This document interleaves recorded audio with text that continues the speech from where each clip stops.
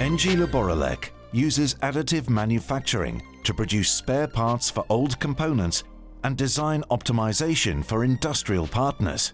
Het opbouwen van zo'n component kan verschillende dagen duren. Als er iets misloopt, dan zou het wel handig zijn dat je dat kunt detecteren op tijd.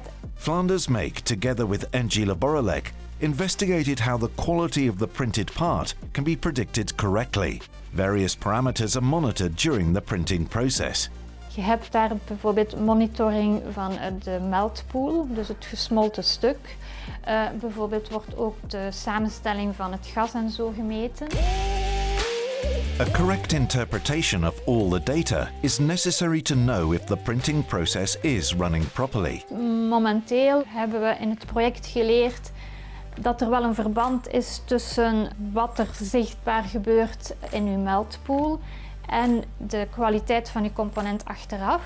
Het uiteindelijke doel zou zijn om in real time te kunnen zeggen, ja, op een gegeven moment, oei, we zien dit, dus de kwaliteit is ondermaats en we moeten de beeld stoppen. Daarvoor is echter nog bijkomend onderzoek nodig. The currently developed methods showed that the early warning signals are only possible in some cases, but not in all. Therefore, additional research is required.